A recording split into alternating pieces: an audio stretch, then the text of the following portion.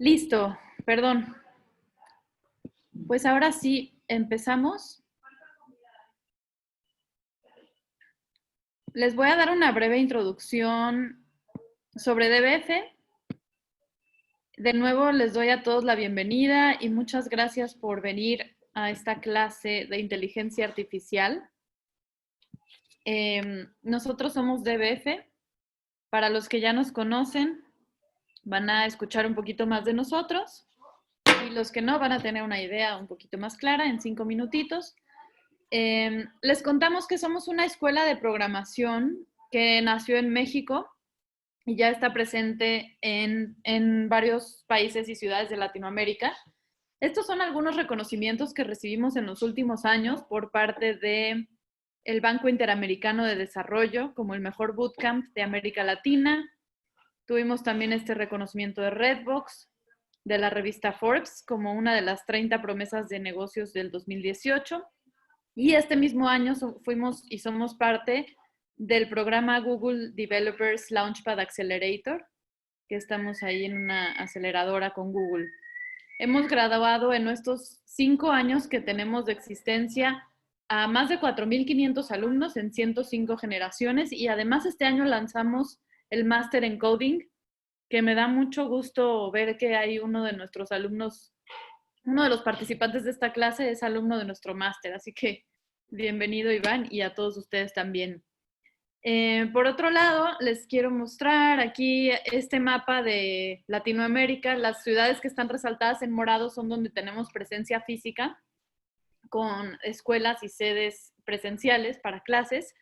Sin embargo, ahora con el confinamiento social por el COVID, estamos dando todos nuestros cursos en modalidad remota, como este mismo, y pues eso nos ha permitido ampliar nuestras fronteras a prácticamente todo el mundo, con alumnos de habla hispana. Hemos tenido alumnos hasta en España que se desvelan para tomar nuestros cursos. Y bueno, tuvimos una persona creo que en Estonia también.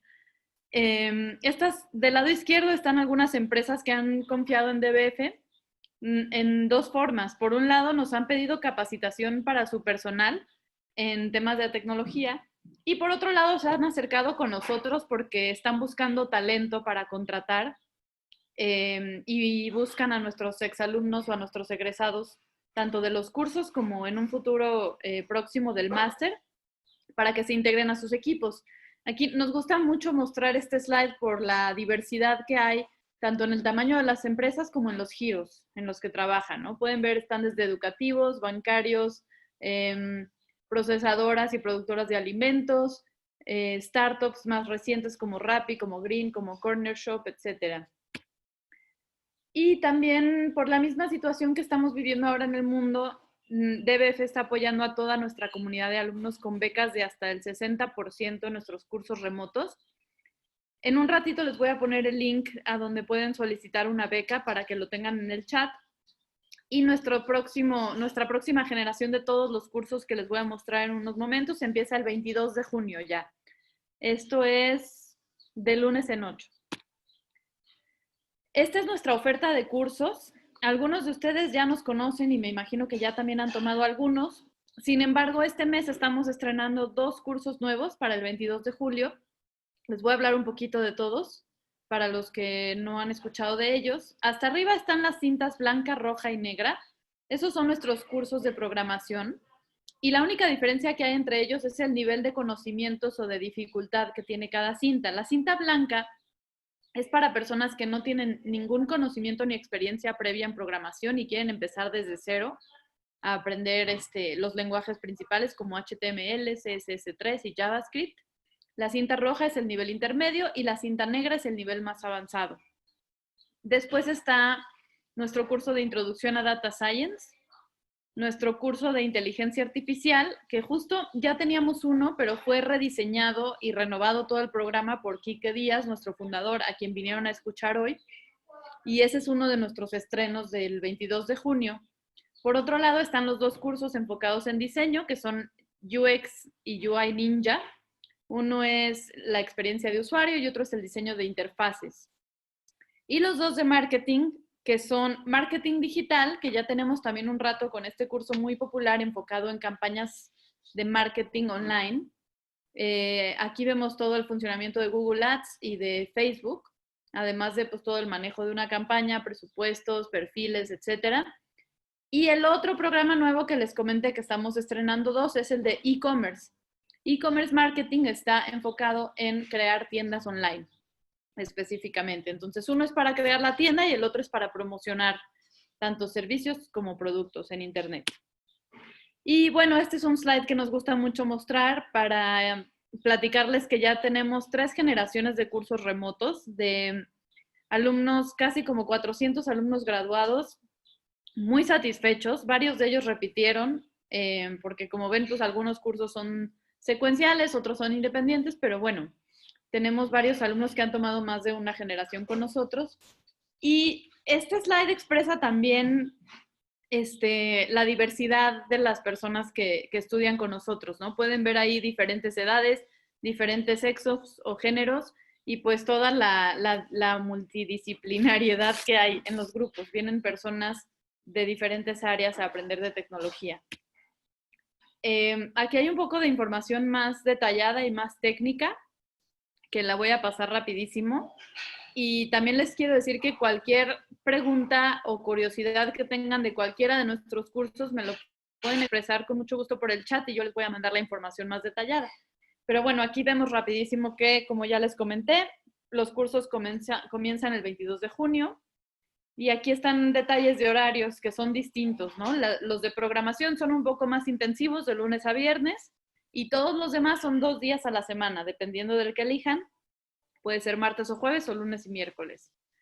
En estos cursos remotos, ustedes comparten el aula virtual con personas de todo el mundo, como ya lo mencionamos. Esto es algo nuevo para DBF que se abrió como una oportunidad en esta etapa de COVID.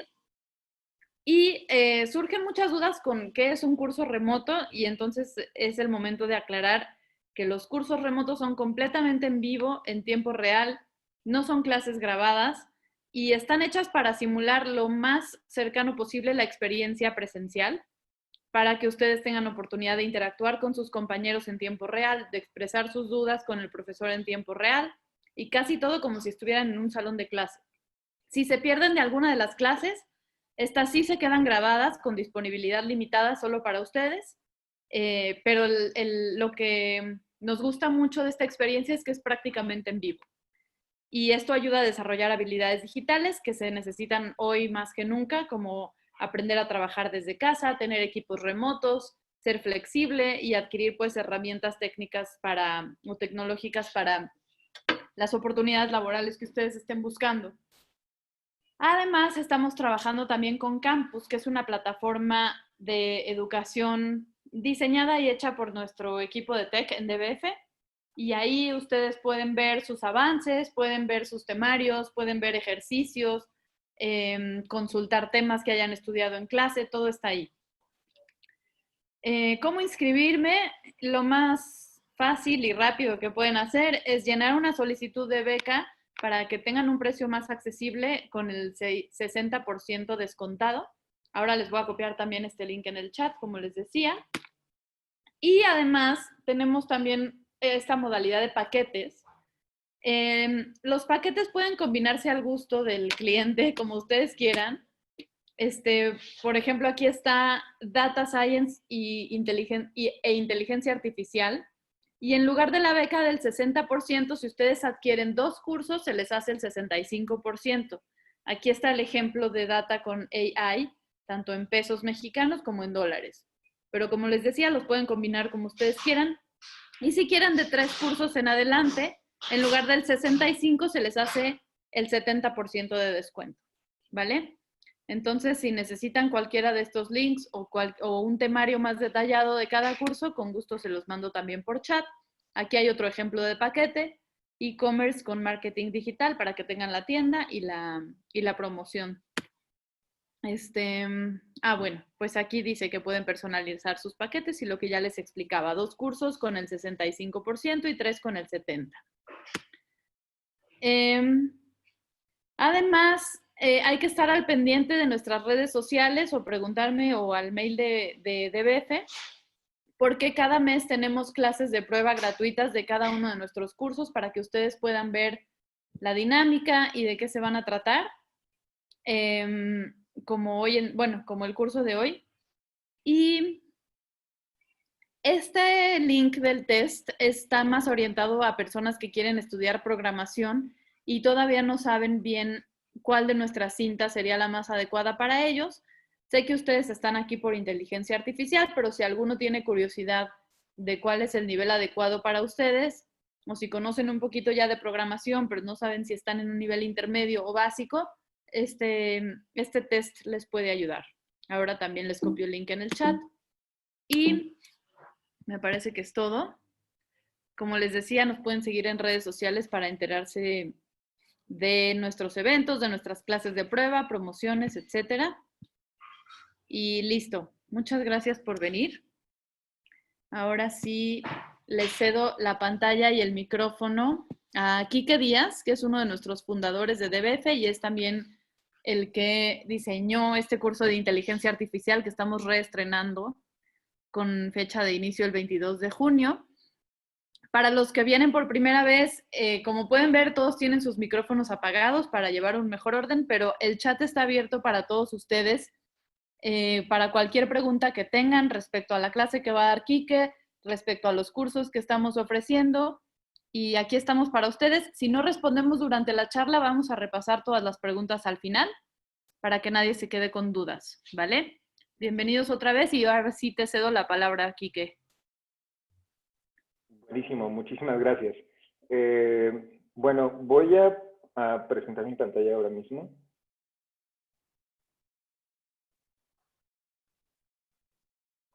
¿Pueden ver mi pantalla ahora? Sí, sí se ve. Perfectísimo. Bien. Muchas gracias por la introducción, Paige, y perdón que tenía el micrófono apagado. Estuve teniendo problemas con mi pantallita y ahora me va a tocar solamente dar la sesión desde este lado, entonces aquí les voy a leer y bueno, espero que en esta sesión la pasemos igual de bien que en otros fines de semana. El día de hoy vamos a hablar sobre inteligencia artificial, pero una serie de algoritmos relacionados a la ejecución o a la implementación de un sistema de inferencia en lógica de primer orden o cómo podemos entender o aplicar inferencia en esto que ya conocíamos, que es el concepto de lógica de primer orden. Bueno, para los que no nos conozcan, Rachel ya presentó brevemente lo que hacemos, pero me voy a presentar yo. Yo soy Quique Díaz, soy uno de los que inició hace ya casi 6 años DBF. Empezó siendo un hackathon y eventualmente nos dimos cuenta que era una buena idea convertir esto en una experiencia durante un verano y el experimento fue tan bueno que eventualmente lo convertimos en un movimiento educativo, ¿no? Hoy, como bien decía Rach, tenemos presencia en diferentes partes de América Latina y gracias desafortunadamente al tema de la pandemia global, tenemos hoy alumnos en diferentes partes del mundo que hablan español y que están aprovechando que todas las escuelas, al menos en América Latina, en México en particular, están cerradas. Los 15 millones de estudiantes de los diferentes niveles son incapaces hoy de tomar las clases y lo están haciendo de manera remota, igual nosotros. Y bueno, por último, rápidamente lo que quisiera platicar acerca de mí es que tuve la fortuna de en el 1994 tener acceso a una escuela, estudiar en una escuela pública y tener acceso a una computadora y eso eventualmente me invitó a escribir mi primera aplicación, mi primer algoritmito.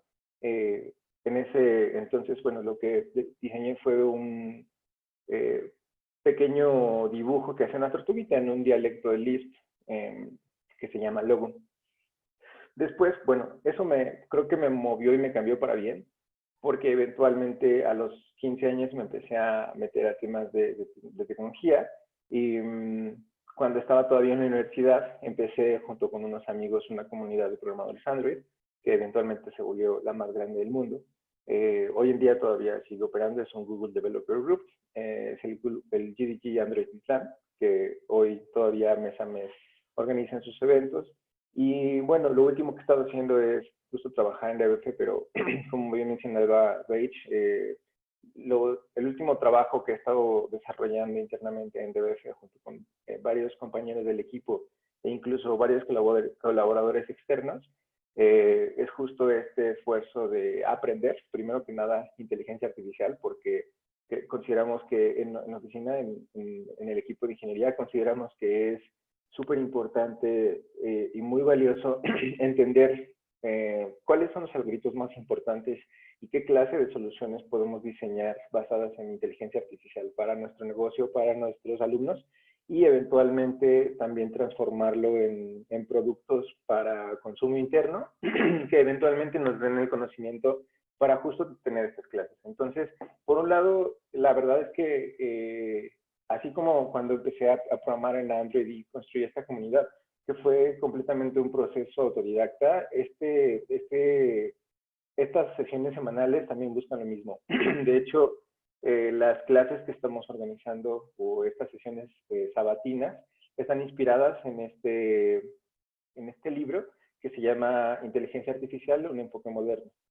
La sesión pasada fue de hecho hace 2 semanas y curiosamente de 2 semanas para acá hubo un cambio en el website y un cambio también en la edición del libro. Pasamos de la edición 3 a la edición 4 y es muy, muy significativo porque el libro anterior tiene, y a lo largo de las diferentes ediciones, cambian sobre todo en el mensaje que quieren transmitir sobre las nuevas tecnologías. De hecho, este libro recientemente se lanzó, de hecho ya lo compramos aquí en la oficina para poder echarle un ojo y tal vez o reestudiar los temas que ya se dieron aquí en las sesiones sabatinas, o tratar de, una vez que llegue a nuestras manos, empezar a dar las nuevas clases, porque está mucho más condensado y contiene información más orientada hacia el tema de Machine Learning. De hecho, parece que el título cambió, pero no sé qué tanto contenido haya cambiado del todo. Sin embargo, es importante aclarar que, bueno, uno de los 2 autores de este libro, que se llama Peter Norvig, que es el director de investigación y de Machine Learning en Google. Entonces, nos parece que es una muy buena herramienta para poder estudiar. Y bueno, justo aquí hay un pequeño typo. Debería ser el capítulo 9.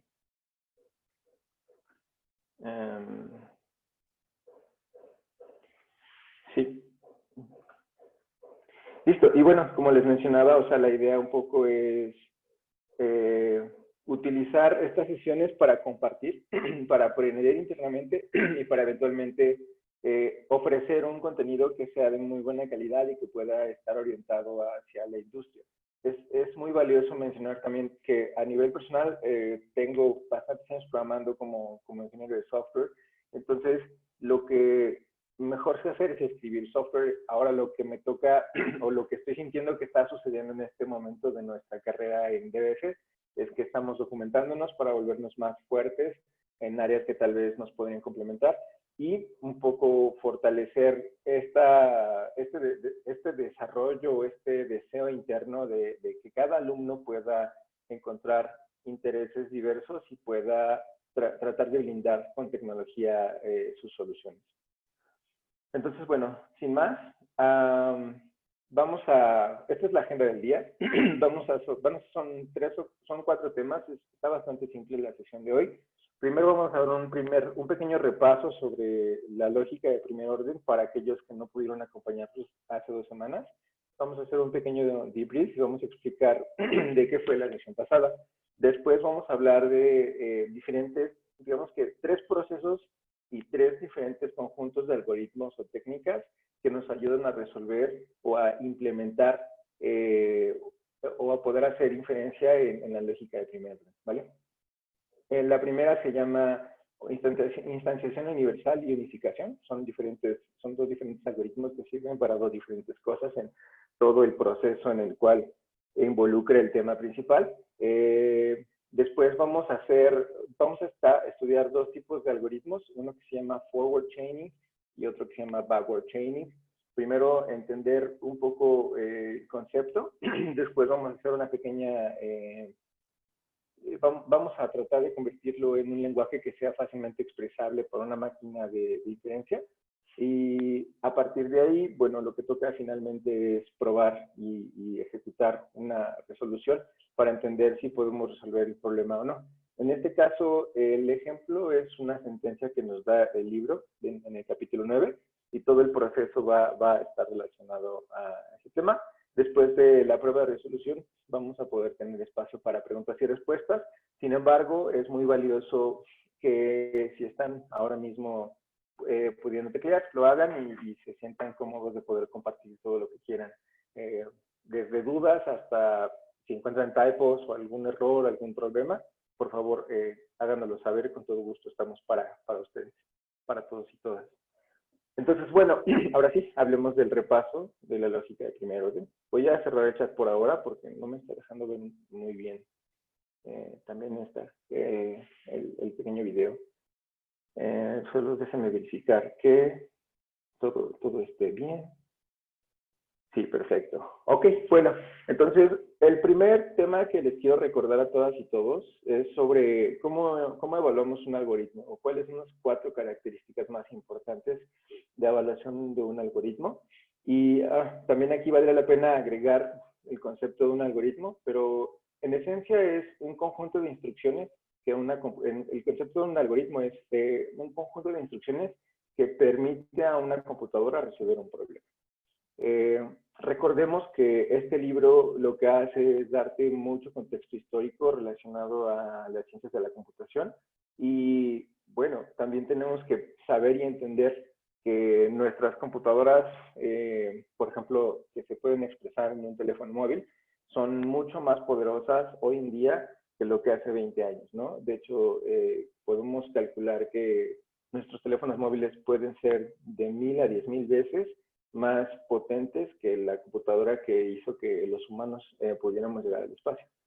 Entonces, partiendo de eso, una de los puntos más importantes que las ciencias de la computación tenemos que cuidar es qué tanto un algoritmo tiene un tiempo de respuesta, ¿no? Y como sabemos que el poder de cómputo hace 30 años, hace 40, hace 60 años, pues solía ser más caro, lo que teníamos que medir mucho era cuánto tiempo de cómputo nos iba a costar.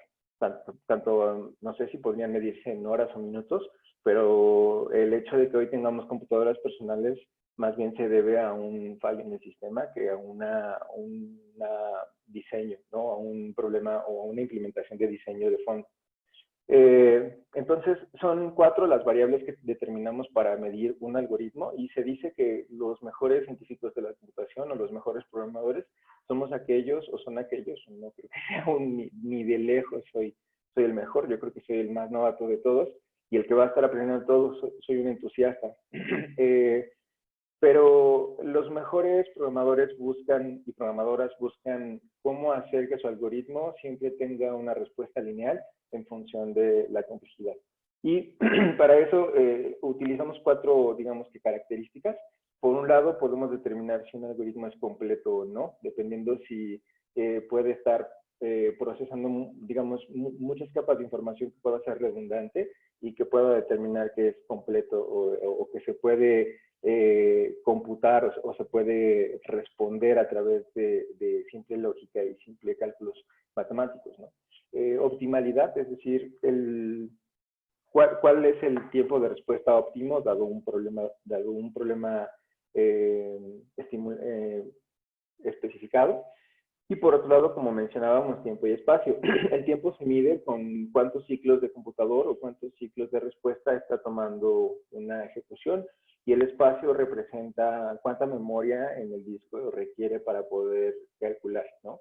Por ejemplo, si lo que estamos haciendo de una manera muy banal, si hacemos una petición a un servidor web, un servidor HTTP, tal vez hoy en día la forma en cómo construimos muchos de estos algoritmos, de estas implementaciones, ya están envueltas en un algoritmo simple, o un algoritmo en realidad simple, pero muy poderoso, que no toma nada.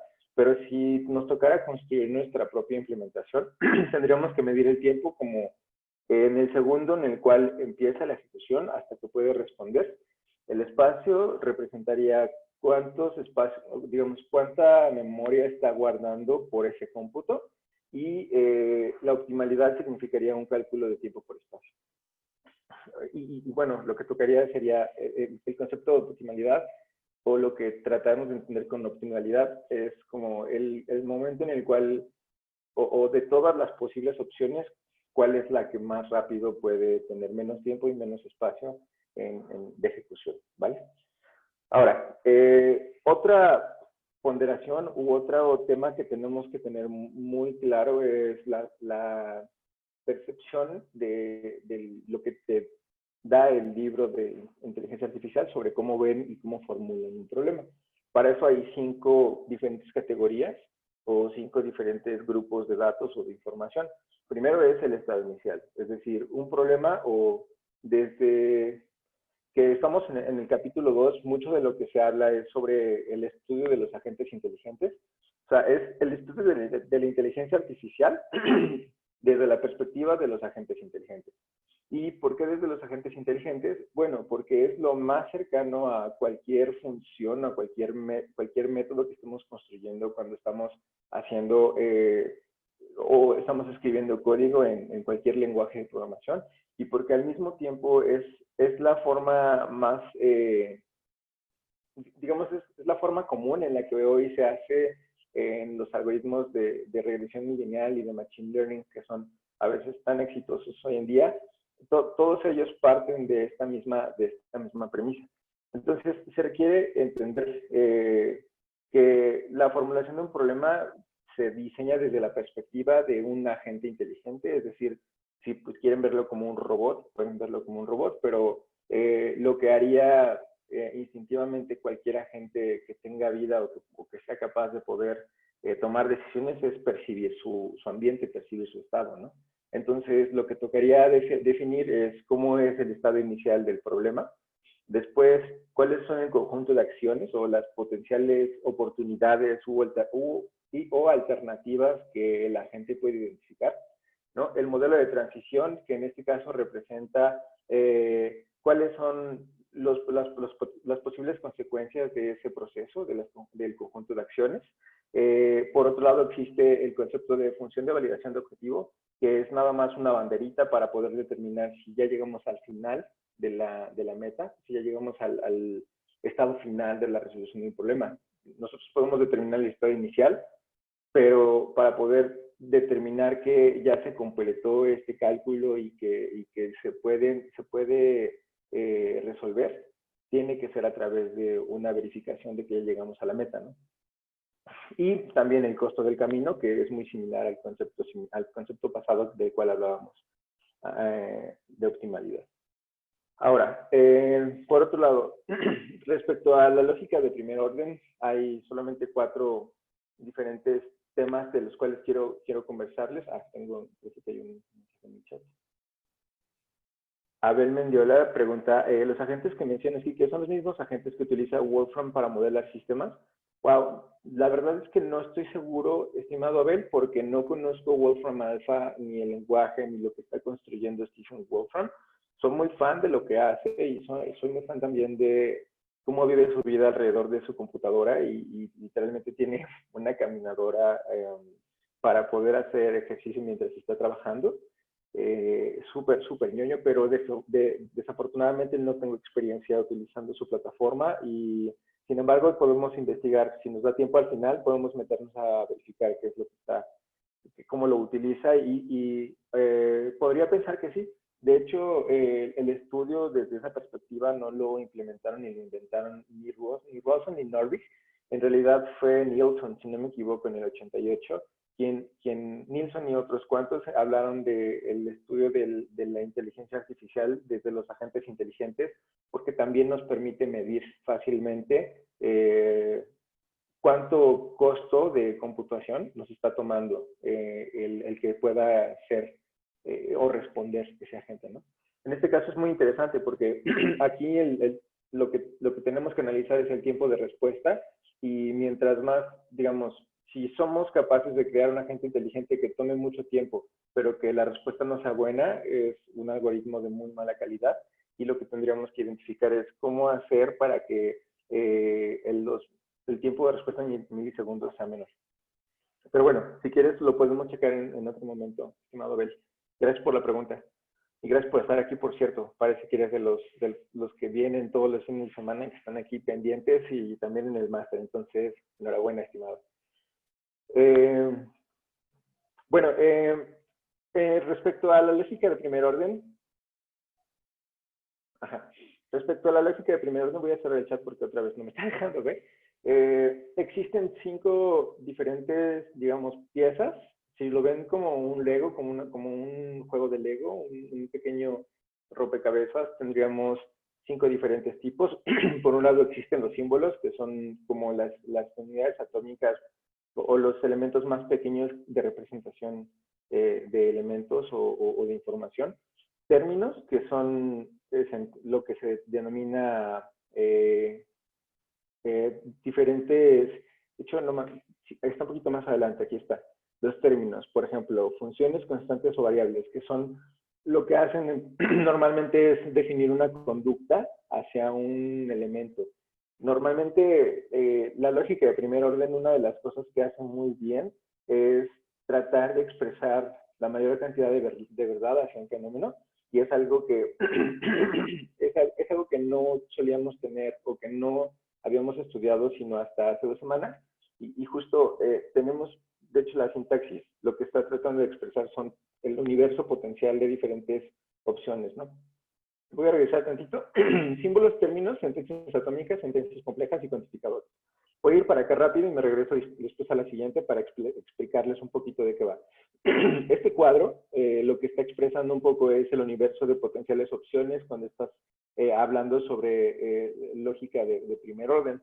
La sesión pasada hablábamos que la lógica de primer orden se parece mucho a un lenguaje de programación o al concepto de la teoría de la computación que define Alan Turing. Y bueno, justo aquí podemos ver un poco el universo o la base de conocimiento de potenciales opciones. Las sentencias, por ejemplo, pueden ser una sentencia atómica, es decir, un nombre, un predicado y un objeto, y la sentencia compleja, ¿no? En el caso de la sentencia atómica puede ser un predicado con un término, es justo lo que quería expresar, justo predicado y el término, o el término simple. Puede ser una sentencia compleja que pueda contener alguna especie de operador lógico, por ejemplo, el que parece que es como un... olvidé, es una negación, de hecho, este de acá es una negación, pero no sé cuál es el nombre que se le da. Esto es para nombrar que estás negando un término o que estás diciendo que una sentencia es lo opuesto. Puedes hacer algunas interseccionalidades, por ejemplo, una unión entre 2 sentencias o una bifurcación o una selección entre 2 sentencias, que es lo que parece una V. Una atribución, es decir, una dependencia de una sentencia versus otra o una sentencia con otra, o una doble atribución cuando hay doble implicación entre 2 diferentes sentencias. También pueden ser variables de cuantificador, que son estos de acá abajo. A diferencia de la lógica proposicional que hablábamos en el capítulo 7, lo que ofrece la lógica de primer orden es cuantificaciones. Entonces podemos empezar a entender unicidades, podemos saber, por ejemplo, que este libro de inteligencia artificial probablemente sea uno que yo tengo, pero difícilmente, a menos que compres uno, vas a tener tú también. Y estos conceptos de identidad y unicidad son conceptos que, por ejemplo, algunos mamíferos no son capaces de comprender, ¿no? Y el hecho de poder tener un lenguaje que sea tan expresivo como para poder hablar de unidades, de 1 a 1.000.000 o de 1 a infinitos, nos hace pensar que el cerebro humano tiene una capacidad mucho más poderosa para poder anticipar, incluso poder pensar en otra variable que se pueda definir como el tiempo, ¿no? Entonces, la lógica de primer orden requiere y es indispensable que tenga estos 2 cuantificadores, la A invertida, que representa el universo entero de un conjunto, y E, que está tratando de expresar que existe, ¿no? De identidad. Por otro lado, bueno, existen constantes que se escriben normalmente con mayúscula. Se inician con mayúscula para poder distanciarlas o diferenciarlas de las variables. Y también podemos construir predicados que representen fenómenos o que tengan que ver con el lenguaje humano. Por ejemplo, ahí estamos hablando de dos predicados, cierto, falso, o después, o ama, o lloviendo. Y también tenemos funciones como madre o pierna izquierda. Aquí están los operadores de precedencia que mencionaba anteriormente. Miren, aquí hay algunos ejemplos de lógica de primer orden. Si estamos tratando de expresar, recuerden que la intención de la lógica de primer orden busca primigeniamente ayudar a que una computadora pueda entender todos y cada uno de los fenómenos que se consideran como verdad y que a partir de ahí pueda responder en consecuencia a esos fenómenos. Entonces, el trabajo que tenemos como ingenieros e ingenieros de software especializados en inteligencia artificial es encontrar la manera en la que sea ridículamente expresivo nuestro mensaje y de preferencia escribir una serie de oraciones o de sentencias, muchísimas sentencias atómicas o complejas, que lo que permitan es expresar ese fenómeno en su mayoría, o sea, que mayoritariamente sea verdad, sea cierto, sea algo que se pueda comprobar. Entonces, lo que nos toca hacer es construir muchas oraciones para que a través de las diferentes inferencias o proposiciones podamos eventualmente llegar a una verdad absoluta. Entonces, aquí cómo implementamos todo este pequeño vocablo, esta sintaxis. Lo que estamos diciendo, por ejemplo, lo que estamos expresando en lenguaje natural es que toda casa tiene un objeto físico, o cada casa o todas las casas son un objeto físico más bien, ¿no? Y entonces estamos utilizando este gradiente o que pareciera un grado y se lee para todos los casos, en el caso de X, y X se le denomina que es una casa, entonces se le hace una atribución de que es un objeto físico X, donde pues X es una casa, ¿no? Entonces, a partir de ahí, o la forma en cómo tú estás expresando verdades, es más fácil de entender tanto para nosotros como para una computadora y poder a partir de ahí construir una base de conocimientos sólida. Aquí hay algunos otros ejemplos. Por ejemplo, el último dice, cada casa tiene un dueño, es decir, no puede haber una casa sin dueño, entonces todas las casas tienen que le pertenecen a alguien, ¿no? Entonces lo que haces es construir esta sentencia en la que dices, para todos los casos en X, donde X es una casa, tiene una atribución directa a que existe en Y y le pertenecen. Y hace una relación binaria entre X y Y, ¿no? Donde Y es el individuo que es el dueño y X es la casa, ¿vale?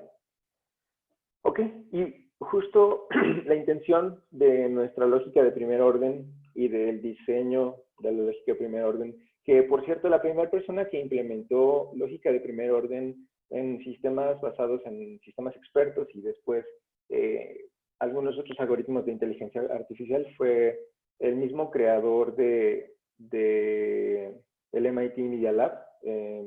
No, espérame, no me acuerdo si, acabo de olvidar su nombre, no me acuerdo si es McCarthy, el creador de Lisp, perdón. Él era uno de los investigadores del MIT Media Lab y fue creador del Lisp, del lenguaje de programación de procesador de listas.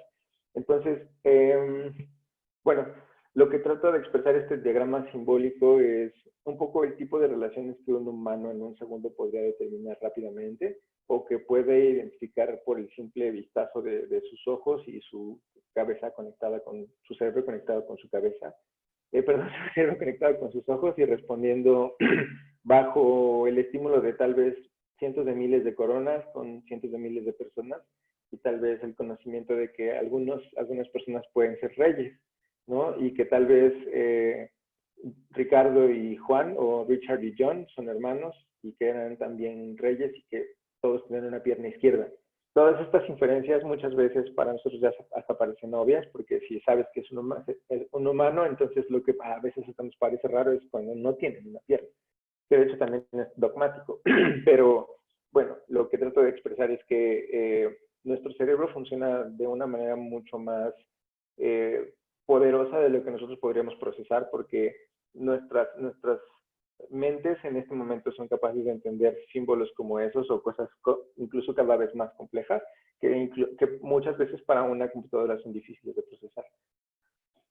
Entonces, un poco ya hablando de o dando contexto acerca de la lógica de primer orden, es importante hablar de la lógica de primer orden porque ahora sí voy a entrar al tema original. La intención de la inferencia en la lógica de primer orden es un poco más poderosa que la lógica propositiva. Normalmente en el capítulo 7 parte de lo que hicimos fue tratar de generar constructos que podrían ser verdades y a partir de ahí construir o tratar de resolver un problema.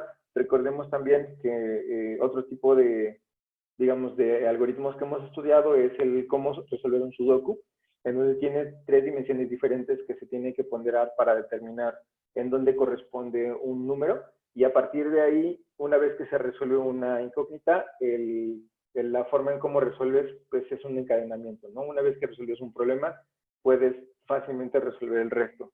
Y eso es muy importante de mencionar porque lo que estamos tratando de hacer en este capítulo es empezar a proponerle a un lenguaje mucho más poderoso como la lógica de primer orden, esta capacidad de poder hacer inferencias hasta reducir absurdos, hasta llegar a una resolución. No sé si se acuerdan, pero había una expresión en latín que se llamaba modus ponens, y lo que significa un poco es, así como las leyes las leyes romanas lo que hacían era solicitar si tienes un inconveniente con el gobierno o estás tratando de hacer lo justo, lo que te corresponde es levantar una denuncia. Entonces, un poco lo que trata de hacer la inferencia en lógica de primer orden es proponer diferentes soluciones para poder llegar a la reducción de cuánto tiempo de cómputo va a requerir para poder resolver el problema, y a partir de ahí entonces hacer simplemente estadística para responder más eficientemente basado en una serie de base de conocimiento. Entonces, es muy interesante la inferencia analógica de primer orden porque nos hace mucho más robustos la forma en cómo resolvemos problemáticas. El primer paso para poder aplicar inferencia en lógica de primer orden es primero entender o tratar de acercarse con dos ejemplos, dos diferentes conceptos. El primero se llama instanciación universal y el segundo es unificación. El concepto de instanciación universal, de acuerdo a lo que viene en el libro, es podemos inferir cualquier sentencia obtenida al sustituir un término tierra o un concepto de tierra. Esta traducción no me encanta, pero lo que trata de decir es que está tratando de despejar todas las incógnitas basándose en cuáles variables ya están determinadas o pueden sonar o tienen sentido o caben en un modelo dado, y a partir de ahí entonces puedes ir haciendo diferentes abstracciones, ¿no? Y algunos ejemplos, siguiendo un poquito el ejercicio de atrás, el diagrama simbólico. En este caso, lo que estamos aquí escribiendo un poco es, existe para el caso de X, donde X es una corona, y mientras esté en la cabeza, entonces en X significa que está en John. Entonces, mientras esto sea una verdad, podemos inferir que la corona, y a partir de ahí podemos darle una variable. Si se dan cuenta, perdón, una constante. Podemos a partir de ahora nosotros asumir esto como una verdad y se puede convertir en un, digamos, un espacio de memoria que puede ya no necesariamente estar siendo computado, sino que permite mantenerse, digamos, fuera de la ecuación para poder seguir siendo eficiente y reducir tiempo, ¿no?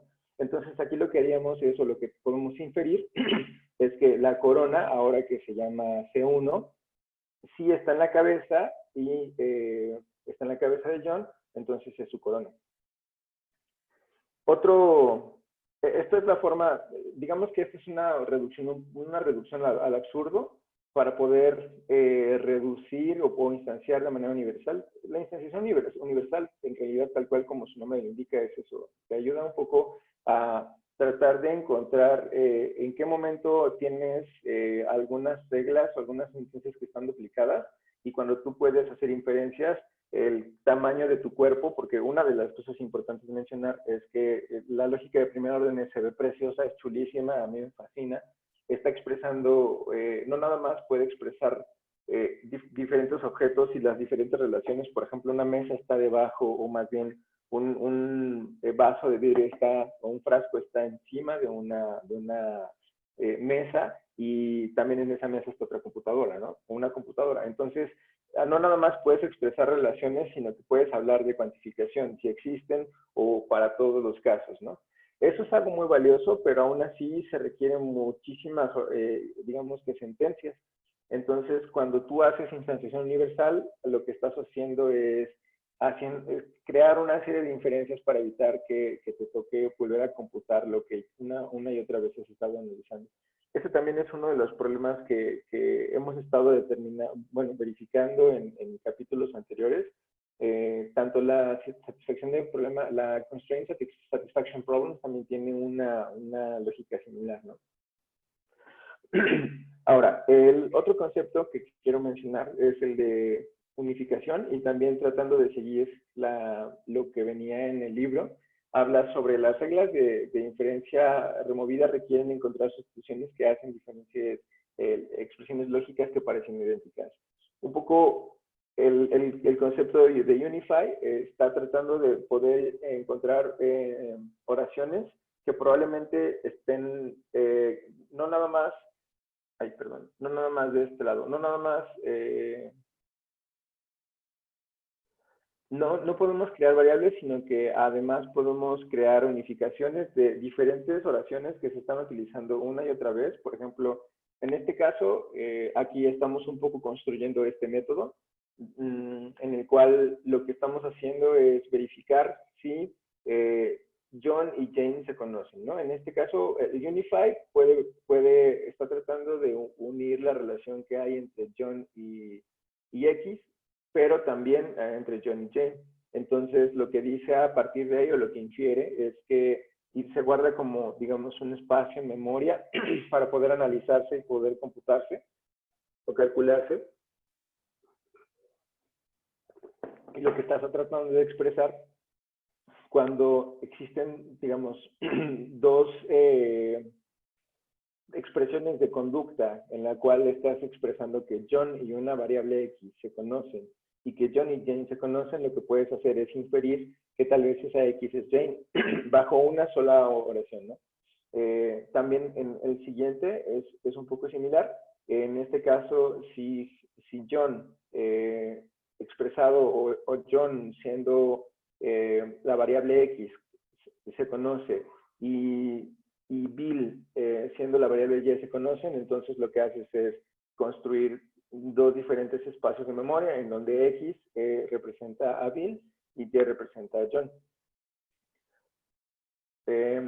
Por otro lado, un ejemplo un poco más complejo en lo que, para tratar de expresar algunas relaciones, por ejemplo, cuando estamos tratando de expresar funciones, algunas relaciones, no me acuerdo cómo se llaman, pero no es secuencial, sino más bien generacional entre madre e hijo. Tienen un nombre, pero ahora mismo lo he olvidado.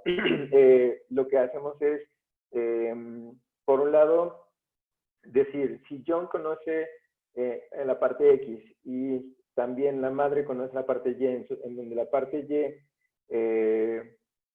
se considera como una variable, entonces podemos hacer una inferencia de que Y o Y es John como una variable, se guarda como una variable, X es la madre de John, simplemente por la inferencia que se está haciendo aquí. Y se hace un unify, ¿no? Y el resultado entonces es que John conoce a X y listo. De esa manera podemos hacer mucho más simples nuestras oraciones y a partir de ahí podemos utilizar menos poder de cómputo para resolver cualquier problemática, ¿vale? Ahora, hay otro tipo de soluciones. En particular, les voy a platicar de dos tipos de resolución de problemas. Como mencionábamos anteriormente, el Sudoku es un ejemplo o es un algoritmo que se parece mucho o es muy similar a esto que estamos construyendo de encadenado hacia adelante. Les voy a poner aquí el concepto y después vamos a ver otro par de slides relacionados al tema del forward chaining. El encadenado hacia adelante o el razonamiento hacia adelante o por adelantado es un método de razonamiento en el cual utilizas una máquina de inferencia y puede ser descrito lógicamente como una aplicación repetida de modus ponens. Hablábamos hace rato justo que el modus ponens lo que hace es proponer diferentes lógicas, que se llama lógica proposicional, en la cual lo que hace es agotar diferentes instancias. Un poco aquí es exactamente un proceso similar, solo que se le llama generalized modus ponens o modus ponens generalizado, porque esto aplica a toda la máquina de inferencia. Recuerden que en este caso el concepto de máquina de inferencia no es más que un conjunto de sentencias que tienen que están tratando de describir un fenómeno natural. Y bueno, el ejemplo que tenemos en el libro es esta pequeña oración. Después lo que toca hacer, un poco para expresar cómo funciona el encadenado hacia adelante, es empezar a inferir qué es lo que está tratando de expresar y aplicar lógica de primer orden a estas oraciones, ¿vale? Entonces, lo que dice aquí es, la ley dice que es un crimen para los americanos vender armas a naciones hostiles. El país un enemigo de América, tiene algunos misiles. Y todos esos misiles fueron vendidos por el coronel West, que es americano. Entonces, aquí llegamos a una contradicción y lo que nos toca hacer es buscar la manera en la que podemos llegar a expresarla a una computadora que, por ejemplo, la traición, ¿no? El coronel West es un criminal, ¿no? Entonces, lo que hacemos es partir diferentes oraciones en diferentes espacios. Por ejemplo, es un crimen para los americanos vender armas a naciones hostiles. Entonces, lo que hacemos es descomponer en el lenguaje de primer orden para expresar qué es de lo que está sucediendo, ¿no? Entonces, aquí lo que estamos diciendo es, en X, en el caso X, cuando es americano y el arma, que es Y, se vende en X, Y y Z, o se involucran los elementos X, Y y Z, y además el Z es un hostil, igual a el criminal es X, ¿no? En este caso, si se dan cuenta, estamos expresando de una manera muy concisa tres tipos de relaciones. Por un lado, la relación de alguien está vendiendo y alguien está comprando. Ese alguien es un hostil, porque está definido como la variable Z, y además el otro factor a consideración, la otra variable que se considera que es un americano, y que la variable Y es el arma, ¿no? Entonces, a partir de que yo puedo asumir que se configura esto, se configura también un delito, entonces puedo hacer una inferencia de que entonces el elemento X o la variable X es un criminal. Ahora, la siguiente oración es tiene algunos misiles, y algún texto más que no es relevante para el contexto, pero cuando habla de que tiene algunos misiles, entonces ya toma fuerza. Y entonces lo que tenemos que hacer es la sentencia o la oración para poder definir identidad o existencia en X, cuando lo que dices es que existe X y X es y le pertenece, ¿no? O vamos a tratar de expresarlo de otra manera porque eso no son nada lógico. Déjame ver si... Ok, para el caso X, donde, ajá, nono existe en X y le pertenece. Ajá, creo que eso funciona mejor, pero igual siento que no está tan bien expresado. Pero lo que trata de decir aquí es que... sí, es que tiene que leerse completa. Entonces, lo que haces es decir, cuando X existe y le pertenece a nono y el misil es X, entonces ahora sí lo que estás haciendo es tener dos diferentes relaciones, ¿no? Por un lado, lo que estoy diciendo es que a nono le pertenece un elemento que existe al menos una sola vez y que ese elemento se llama misil, ¿va? Y se puede transformar en una cláusula definitiva por este concepto de instanciación existencial o instanciación universal. ¿Qué hacemos? Pues lo único que le decimos es M1, que ahora es una constante, que se le estamos tratando de expresar como un misil, le pertenece a nono. Y entonces es mucho más fácil de entender o expresar esta relación sin tener que computar y sin tener que analizar mucho detalle de ese fenómeno. Ahora, la siguiente parte es, todos sus misiles fueron vendidos por el coronel West, ¿no? Entonces, para el caso X, en donde los misiles le pertenecen a nono y el elemento West se los vendió, si se dan cuenta ahora, en esta primer oración, ya podemos llegar a inferir este mismo proceso y ya sabemos exactamente las tres variables que se están determinando como consecuencia, ¿no? X, Y, Z, en donde X, bueno, anteriormente, como ya se infirió, ya se guarda y se puede volver a utilizar, entonces lo que hace es decir, los misiles, los misiles X o X en su parte, no recuerdo exactamente cómo se lee esto, pero déjenme ver si lo puedo volver a procesar.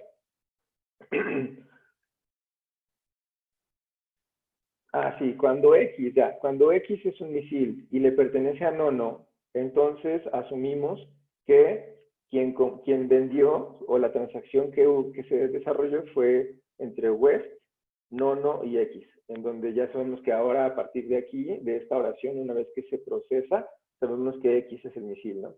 Entonces, justo aquí dice, vamos a necesitar que los misiles, vamos a tener que hacerles saber que los misiles son armas, y entonces haces esta inferencia muy simple de una sentencia sobre otra, ¿no?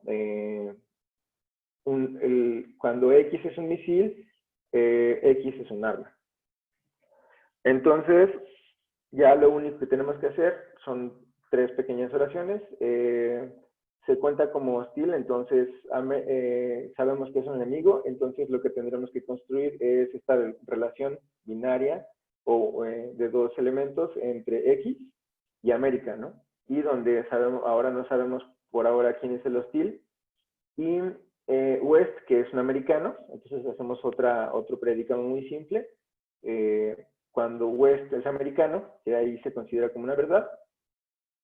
Y luego dice el país nono, un enemigo de América, y lo que tendríamos que construir es otra vez o cerrar esta relación que hay o que había entre esta variable X que solía ser el hostil. Ahora sabemos que el hostil es nono y por lo tanto hay una relación de enemistad entre América y nono. Esto es muy interesante. Si se dan cuenta, la idea fundamental es ir construyendo sentencias que siempre tiren a regresar un true como valor. Porque la intención un poco del encadenado hacia adelante es poder construir oraciones que tengan sonido. Se les llama having sound en inglés. Pero el objetivo final es que tenga algo de sentido, que sea plausible y que se pueda expresar con las variables y con los diferentes predicados y base de conocimiento que construyamos. Por eso es muy importante para nosotros, sí, parte del proceso es entender, por ejemplo, cómo vas a guardar tus datos, pero definitivamente poder entender una oración y a partir de ahí poder hacer inferencias es una manera muy inteligente de poder analizar y procesar oraciones y guardarlas para su uso posterior. Y bueno, la forma en cómo haces una prueba es que construyes un pequeño diagrama. El nombre del diagrama por ahora lo he olvidado, pero la forma en cómo se lee, de hecho si quieren puedo ir rápido a buscar el nombre del diagrama porque lo tengo aquí al lado en mi libro.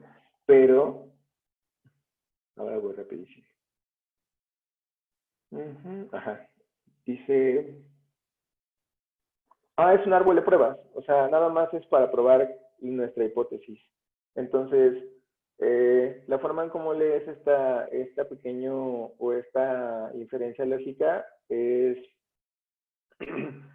consideramos que West es un criminal porque West es un americano, entonces se lee, por ejemplo, del nodo más cercano en la izquierda hacia abajo, hacia como la respuesta o la razón a la cual se atiende, ¿no? Entonces, lo que haces es leer esta y te vas para acá y luego lees esta y luego lees esta y luego lees esta y es un poco, si lo analizan, la forma en cómo un juez en Estados Unidos podría dictaminar verbalmente una sentencia, una oración que tenga un peso jurídico, ¿no?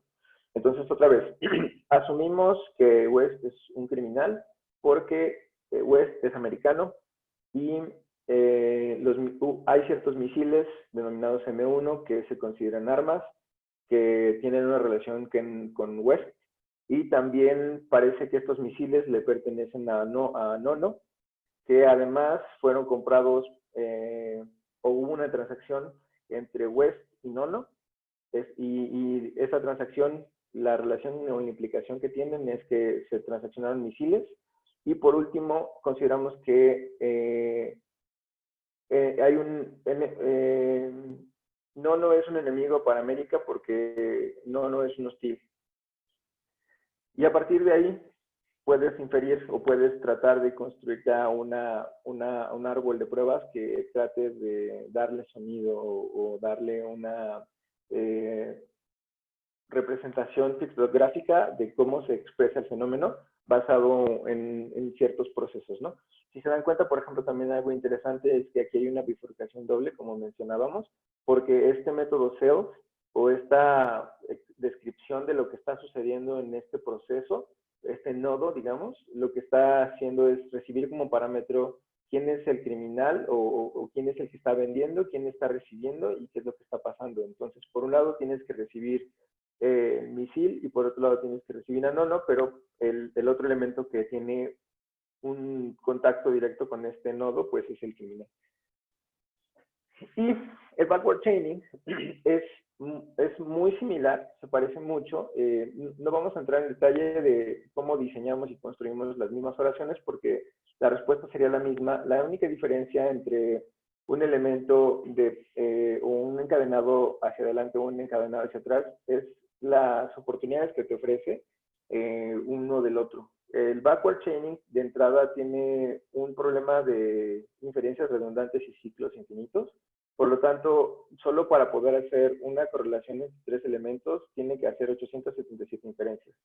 Eso es, hoy en día ya genera mucho valor porque en los últimos 30 años existen ya parsers y algunos, bueno, más que parsers, existen herramientas que permiten, compiladores, que permiten rápidamente ejecutar esas instrucciones sin que nosotros tengamos que preocuparnos.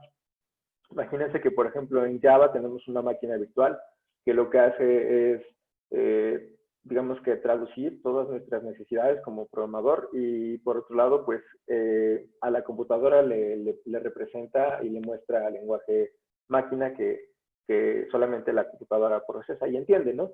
Lo mismo acá, nosotros, o la forma en cómo podremos construir algoritmos de backward chaining, el primer paso es utilizar un compilador.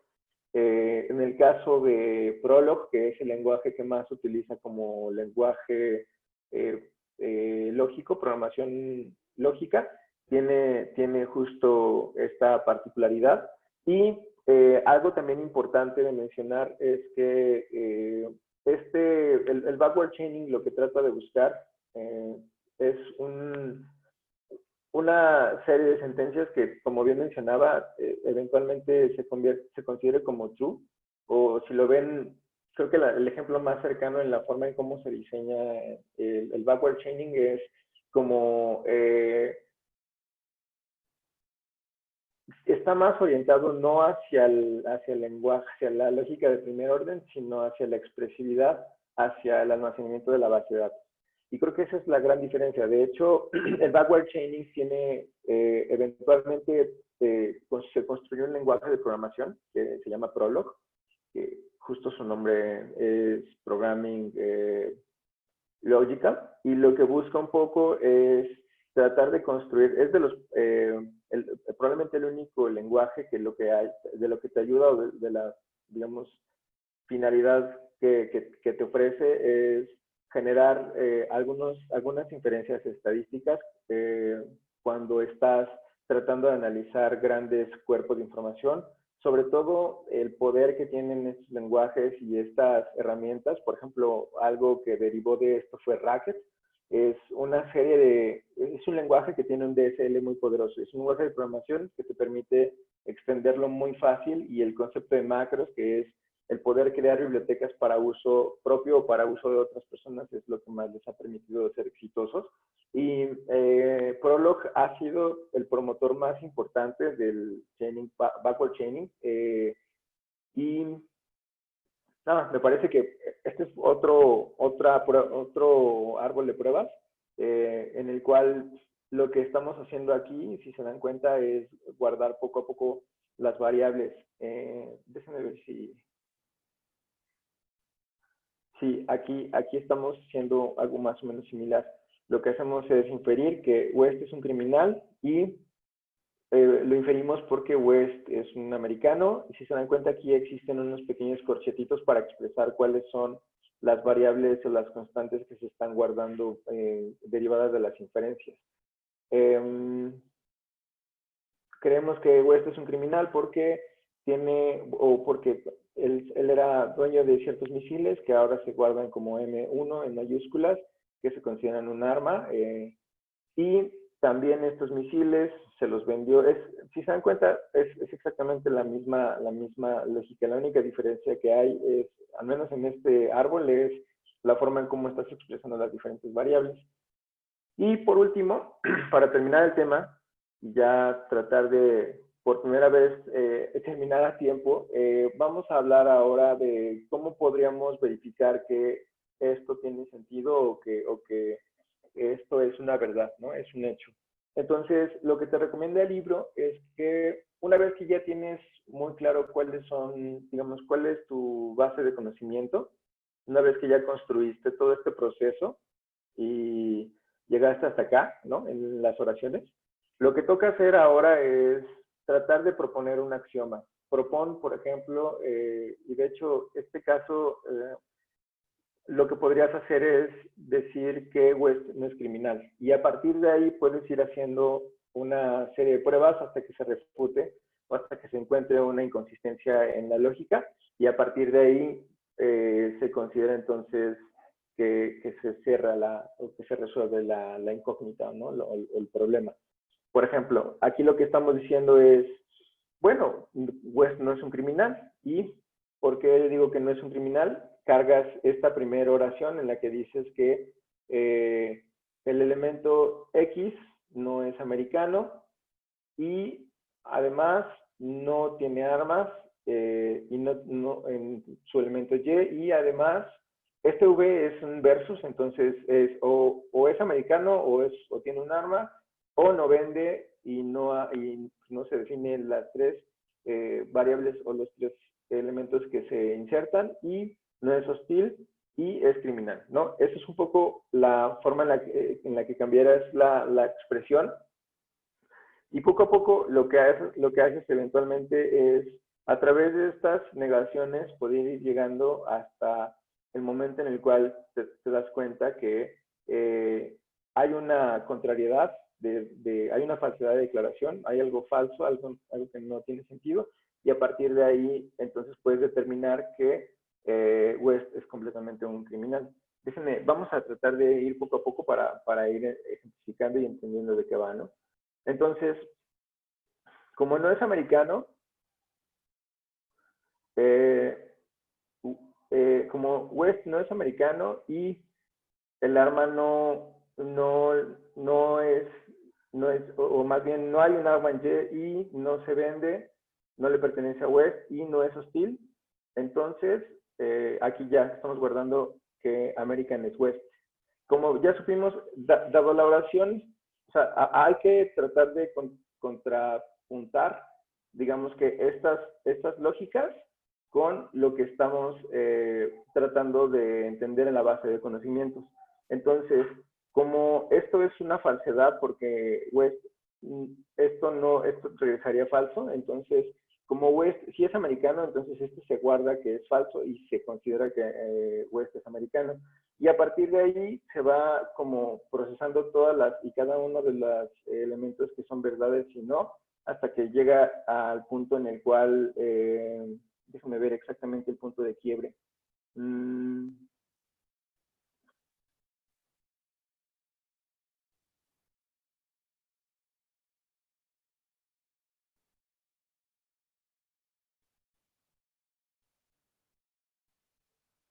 De hecho, si se dan cuenta, es hasta el final en el cual se determina que Nono y América son enemigos, porque aquí esta negación de que no son enemigos es la última oración que se determina, y cuando dices no son enemigos Nono y América, como ya se determinó que esta es falsa, y si hay hostilidad o si es hostil no, entonces se determina lo opuesto y a partir de ahí se construye.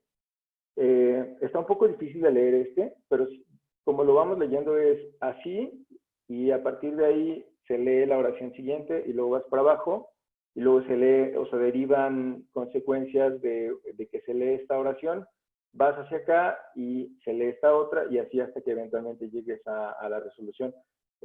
Todas estas, como pueden ver, voy a regresar un poquito hasta acá. Lo que hicimos fue, dentro del forward chaining, cambiamos todas nuestras oraciones para que terminen siendo falsedades, y a partir de ahí se puede determinar cuando algo no termina siendo cierto. Y bueno, me parece que ya, ahora sí, este es el final. Les voy a dejar de presentar mi pantalla y vamos a preguntas y respuestas.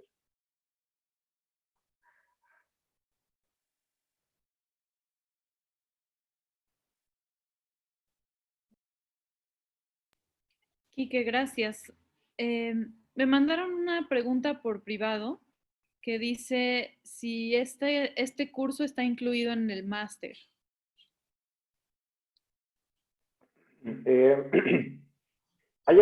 Me parece que hay un mes. De hecho, Abel Mendiola y, si no me equivoco, Iván habían en algún momento preguntado y habíamos estado hablando sobre cómo podíamos sumarlos, pero en realidad o sea, lo que estamos haciendo con estas charlas más bien es documentarnos sobre inteligencia artificial, y estamos utilizando el libro que es la referencia más importante. El programa de Master en Coding es un programa de 10 meses en el cual ves diferentes tecnologías y en los últimos meses ves inteligencia artificial. Pero me parece que como nada más es un mes, no nos da tiempo de ver todo lo que estuvimos viendo acá. Sí, pero para el caso de Abel y para Iván, si no me equivoco, aquí el truco sería más bien buscar la manera de que ellos se sumen de manera algunos días, si es que se puede, y si no, podemos grabar el contenido y se los compartimos con todo gusto también. Hay otra pregunta de Abel que dice, ¿la lógica de primer orden fue rebasada por las redes neuronales? Esa es una gran pregunta, amigo Abel. Lo que sucede es que la lógica de primer orden es una herramienta que tiene muchos más años. Bueno, honestamente también el tema de las redes neuronales tiene probablemente el mismo tiempo.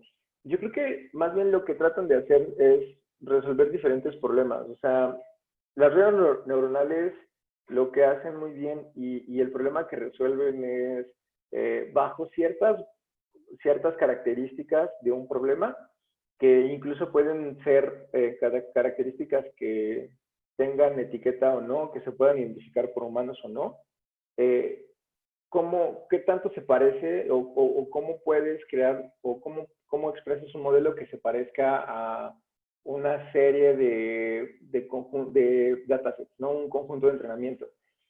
Y como te puedes dar cuenta, me da la impresión de que son dos diferentes problemas, porque lo que está tratando de construir estos algoritmos, estimado Abel, es más bien una herramienta para poder ayudar a automatizar tanto el análisis de sentencias en un texto y poder ejecutar lógica para eventualmente convertirse en una base de conocimiento y para uso posterior, que algo que también había olvidado mencionar es que, como les decía, el backward chaining o estos algoritmos de encadenado hacia atrás, lo que buscan primigeniamente es atender lo más rápido posible a una petición, a la resolución de un problema, y en particular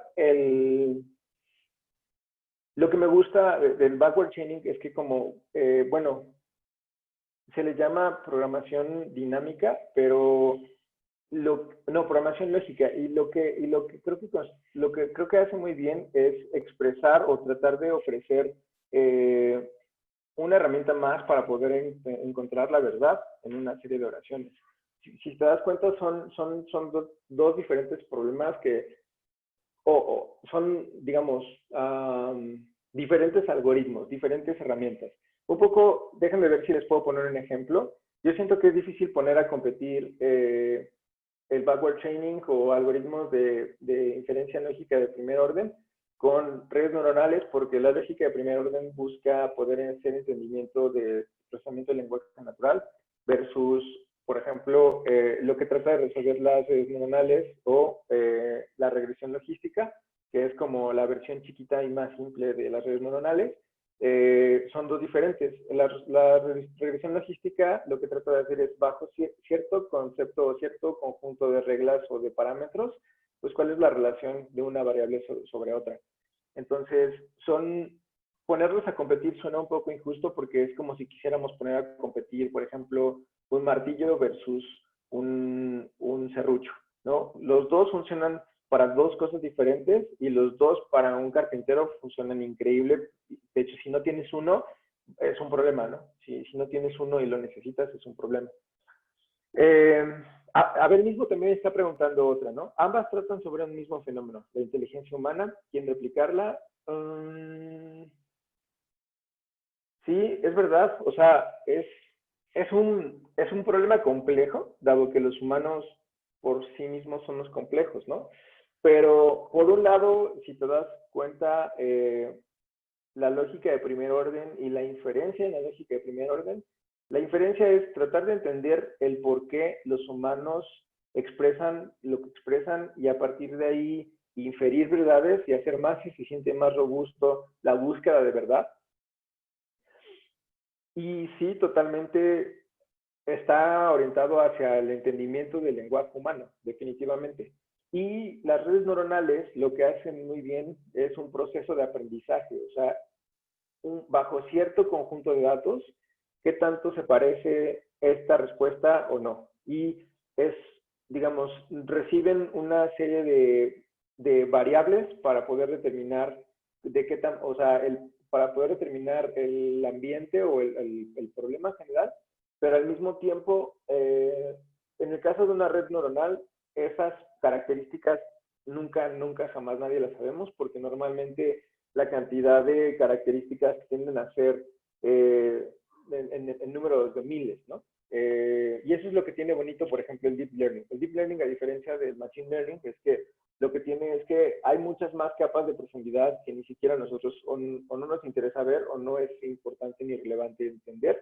Y, por ejemplo, para clasificación de imágenes, o más bien para poder hacer algoritmos de detección de nuevos fenómenos, es interesante. Por ejemplo, imagínense que lo que quieres hacer es analizar una fotografía de una mamografía y a partir de ahí determinar bajo una serie de 1000 o 2000 fotografías de cómo se ve un cáncer o un cáncer de piel, determinar si esto puede eventualmente convertirse en cáncer de piel o no. Pero como digo, son, digamos, dentro de todo el campo de la inteligencia artificial, son diferentes rubros, me parece. Y sí, definitivamente quieren replicarla. Y no necesariamente replicar, sino utilizar los mismos patrones que los humanos hemos sabido diseñar o la misma mente de alguna manera lo ha hecho increíblemente bien y a lo largo de todo digamos, la escala evolutiva hemos podido adaptarnos y ser cada vez más inteligentes y más fuertes. Entonces, de alguna manera, nuestra mente tiene muchos secretos que todavía no somos capaces de descubrir y el machine learning y la inteligencia artificial, aunque no trata de manipular a los humanos para que hagan lo que quieran, más bien lo que hacemos es entender los raciocinios y por qué, raciocinios y motivaciones de fenómenos o individuos y a partir de ahí usarlos como fuente de inspiración. Gracias, Quique. ¿Alguien más tiene preguntas? Sería un poco, no nada, Rach, perdón que te interrumpa, pero justo te iba a decir así, Abel, sería un poco hipócrita que te diga que no cuando vemos artículos o libros como estos, ¿no? How to Create a Mind, ¿no? Y es el creador es el director de Google Brain. O sea, obviamente este señor no quiere manipular a nadie, ni mucho menos. De hecho, todo lo que trae este señor detrás es cómo haces al humano más inteligente, más humano, más amoroso, más listo, más bueno, etcétera, ¿no? Porque justo el concepto de transhumanismo es algo que ha empujado mucho Ray Kurzweil, pero ya, perdón, Ray. No, no sabía que seguías respondiendo, Quique. Todo bien. Nada, preguntaba si alguien más tiene dudas, comentarios. A ver, aquí está Abel. Dice, ¿la próxima clase será sobre planeación clásica? Es una buena pregunta, amigo Abel, pero justo lo que quiero hacer, estoy pensando, hay muchas áreas de oportunidad en estas sesiones y una de las, probablemente la más importante y la más valiosa tiene que ver con la versión nueva del libro. O sea, hace 2 semanas no sabía, yo creía que este libro era el más nuevo, pues no, ya no es el más nuevo, entonces lo que voy a hacer es recibir el libro y una vez que reciba el libro lo que vamos a hacer es ver qué capítulos son, o sea, cuál sería el inmediato siguiente. El capítulo 10 aquí en este libro es, ahí ya me pasé, se llama, sí, creo que es planeación clásica, Abel, pero no sé si sea el mismo para el capítulo, para el otro libro. Déjame si quieres buscarlo ahorita mismo. Aquí tengo de hecho la página web. Déjame ver si el siguiente capítulo es. No, mira, en el nuevo libro, el capítulo 10 se llama Representación de Conocimiento. Entonces, tal vez, de hecho aquí está, se los voy a poner aquí en el chat, ¿va? Tal vez la próxima semana veamos representación de conocimiento porque se acerca más hacia esto que les platica, o sea, que esto que estamos platicando, ¿no?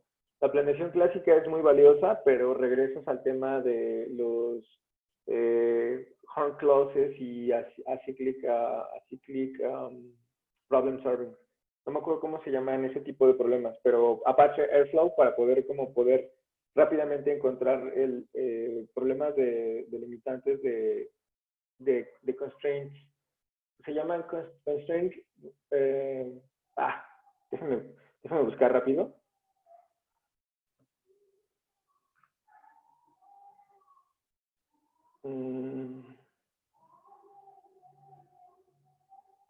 Miren, este es Apache Airflow y el otro día justo estaba leyendo que Apache Airflow nos permite poder responder este tipo de problemas. Déjenme nada más de entender cuál es el problema de ciencia, o sea, de cómputo que resuelve. Pero es que no me acuerdo el nombre, pero así son como problemas que tienen una dependencia cíclica y este tipo de problemas son, imagínense el controlador aéreo, ¿no? Un controlador aéreo tiene que saber el momento en el cual un avión de la Ciudad de México despega, porque si va para Madrid, en cuanto llegue a Madrid, tiene exactamente los mismos, o sea, tiene una cantidad limitada de minutos para poder hacer todo lo que tenga que hacer y eventualmente tomar otro vuelo de regreso. Justo la parte compleja de los aeropuertos es que los aviones están 24/7 porque son muy caros. Y justo Apache Airflow y este tipo de problemáticas que platicábamos resuelven esto. Se llama CSP. Constant.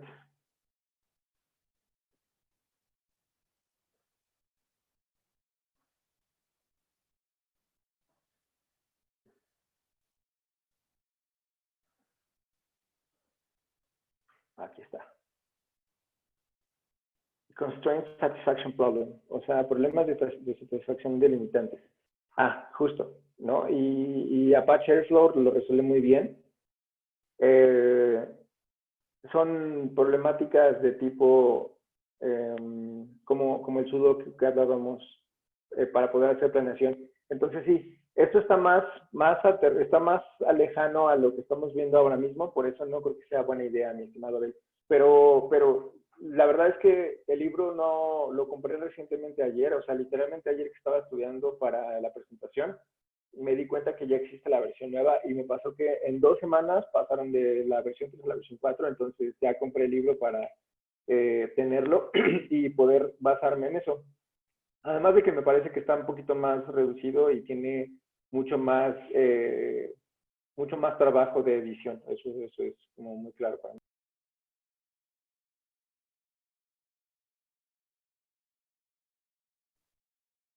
Gracias, Quique. ¿Tenemos alguna otra pregunta, comentario con respecto a la charla del curso?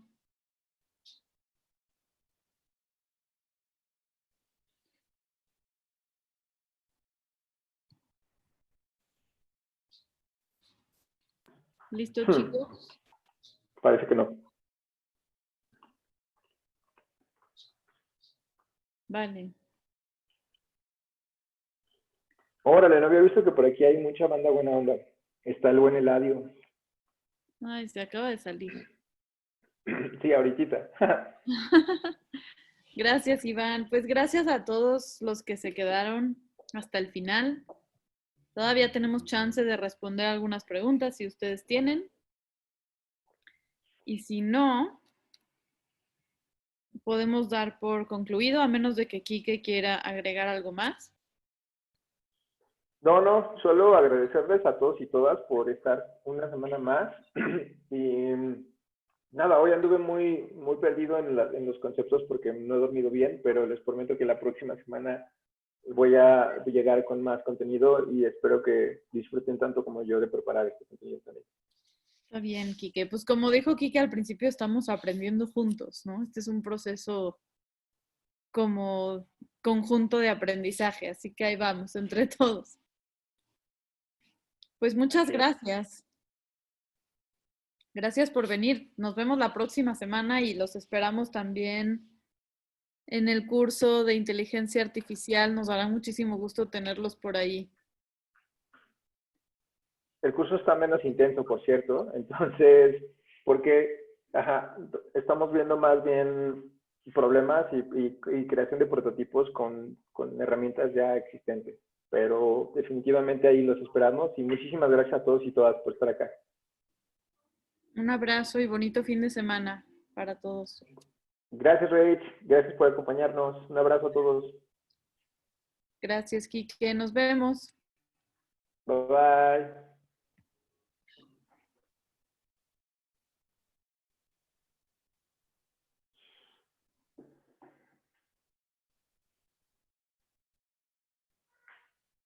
Félix, no sé si querías escribirme algo por privado, pero igual voy a dejar aquí mi correo para lo que se les ofrezca. Me mandó una letra, pero tal vez fue un errorcito, ya se fue. Listo. Hasta luego. Venga, Nos vemos. nos vemos. Bye. Bye, bye.